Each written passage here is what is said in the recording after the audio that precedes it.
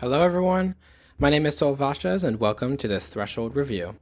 Today we are going to be reviewing Plant City by Verticalsim Studios for Microsoft Flight Simulator 2020. In this review, we are going to be looking over four things. We are going to be going over the textures of the scenery, the modeling accuracy of the scenery, the atmosphere of the scenery, and the performance of the scenery. And then once we are done looking at all of that, we will put everything together and produce a score out of 10, with 0 being the worst and 10 being the best.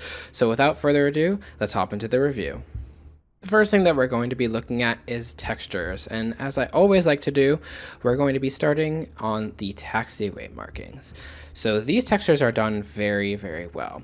For reference, I compare images of the airport from online, Google Maps, and all of that in order to reach my conclusions about texture quality. So from all that, the textures are done very, very well. The asphalt right here, the asphalt looks fantastic. It has a nice grit to it. I like the variation in color as well. That adds the weathering feeling.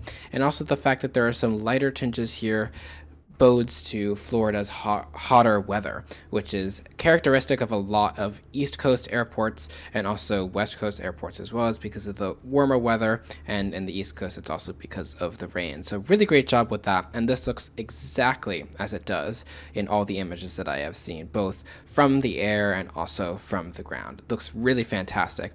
The taxi lanes are also done extremely well as well. They have a nice curve to them, even when you have your anti-aliasing down nice and low, and they have a good color to them as well.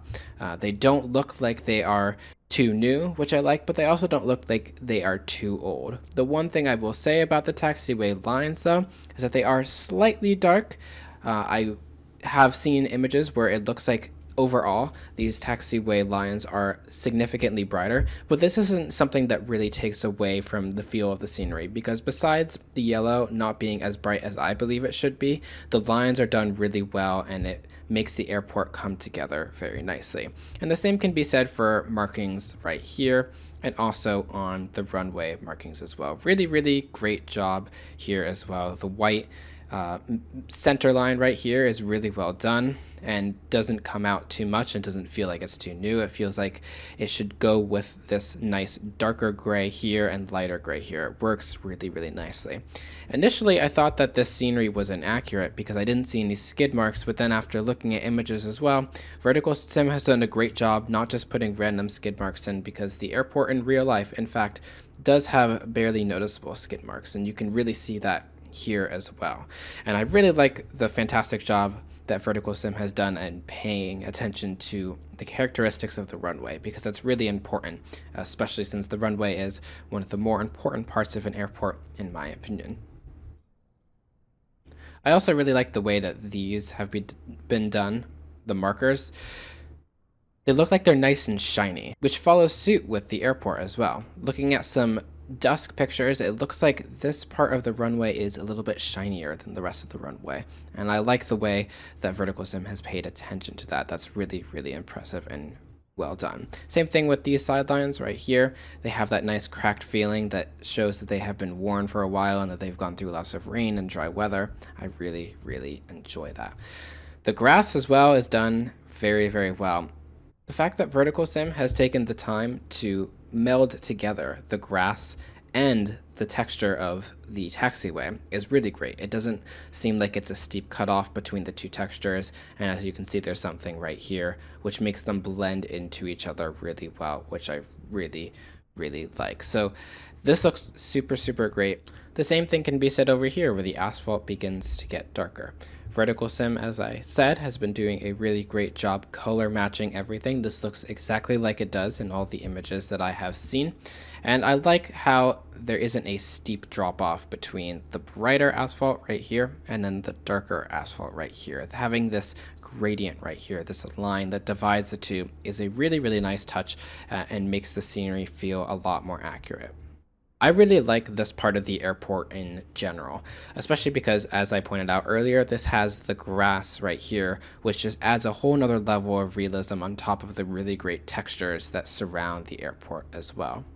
The modeling on all the hangers is also done superbly. I really like how this isn't just one flat white color. You can kind of see the weathering right here closer to the ground, which is typical of anything that is white. It really gives the airport the feel that it has been here for a while and that these things aren't brand new, which is often the case with airports. And whenever scenery developers make something look brand new that actually isn't, it really detracts from the quality of the scenery. And Verticalsim has done a really great job here not doing that. The same can be said for inside the hangar as well. It doesn't feel like it's completely new, but the textures here are also really great. I like the little oil splotches right there and the other oil splotches that surround the hangar as well. Really, really nice touches, and it makes the hangar come to life. The same can be said for the rest of the hangar textures and also just the other buildings that are around. I'm going to do a quick little turnaround right here. We have some hangars over there, and we have a little area right there. We have a parking lot there, another hangar here. Overall, the textures and the scenery are really fantastically done, and I really appreciate Verticalsim's effort into making a very accurate airport, both texture-wise and layout-wise. The next thing we're going to look at is textures. I'm going to start with one of my favorite examples, and that is this hangar. I think that this hangar is done very well. The metal siding looks really great and has a nice depth to it. I also really like how the underside of the hangar is done right here as well. That is something that's really easy to miss, and seeing how Verticalsim didn't miss it is really, really fantastic. So great job with the texturing.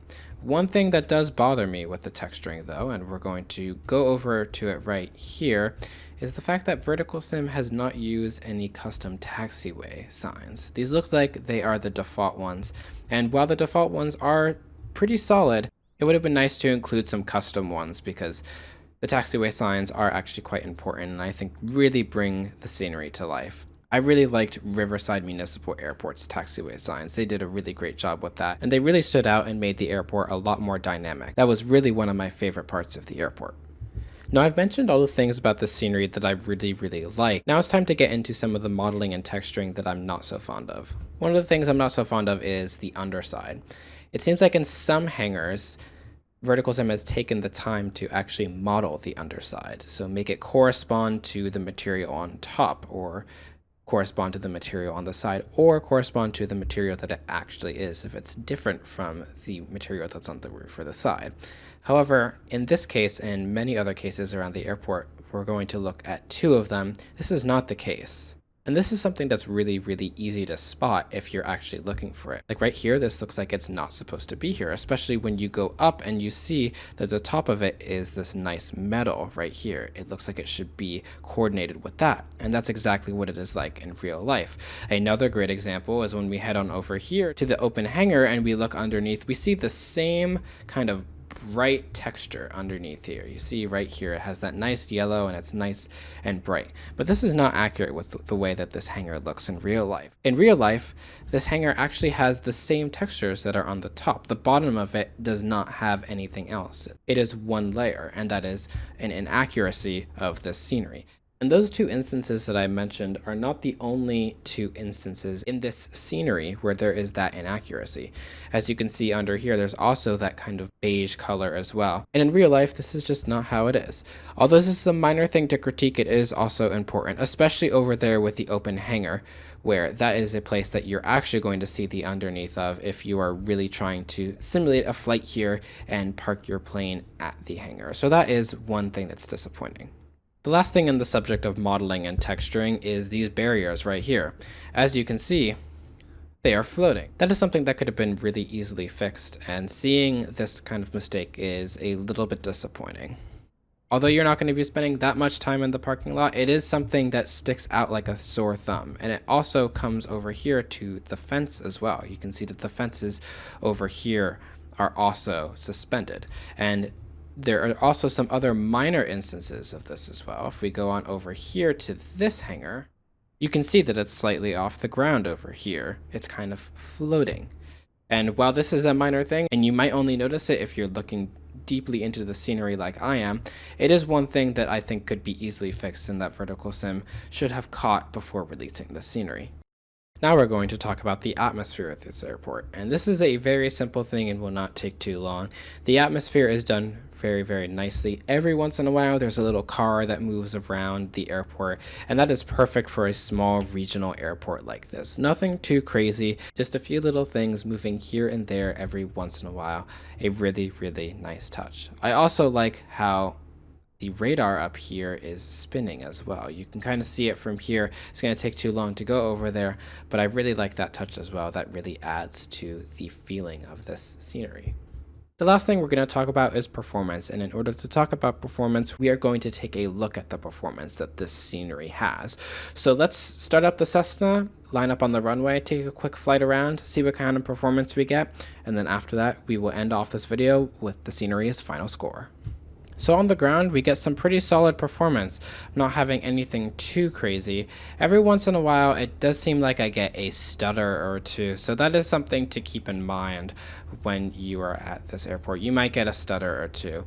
However, this is Verticalsim's first scenery, and every scenery that I'm going to be reviewing in these first few months is likely going to be the first scenery that the developer has made for the sim. So it's important to remember that performance is going to improve as scenery developers and aircraft developers learn how Microsoft Flight Simulator works so that they can optimize their airport for optimum performance.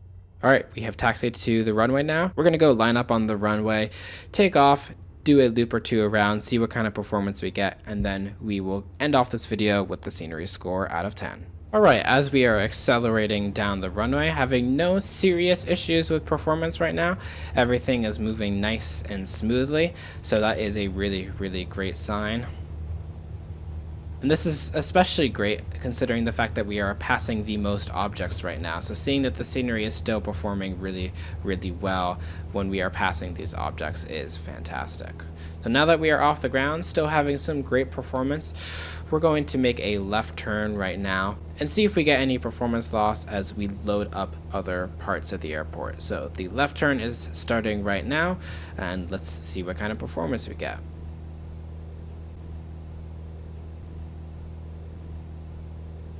As we go into the left-hand turn, it seems like we're having no issues right now. This is probably the moment right here where we're going to see whether or not the scenery takes a toll on us. So as we point towards the airport and we go towards the objects, it seems like we are having absolutely no issues here, and that is a great sign. But it also makes sense since this is a small regional airport. Having absolutely no issues with performance should be a norm. So now that we've gone over everything, what does this scenery deserve out of 10? Well, I think that the scenery has a fantastic potential, and if the minor things that I mentioned, such as the floating buildings and the underside of the textures was fixed, then this would be a solid 9.5 out of 10. However, because of those issues, I cannot give the scenery a 9.5 out of 10, so this scenery earns an 8.8 out of 10. However, if these things are fixed, as I said, the scenery is fantastic, and if you're somebody who really wants to fly here, then I would highly recommend getting this scenery.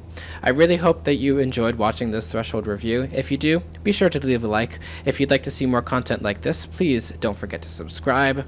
Let me know in the comments section if you think that my score is valid, and if it's not, let me know why, and maybe I'll consider changing the score or looking into the scenery more to see what kind of perspective that you guys have. Thank you so much for watching, and I'll see you guys in the next video.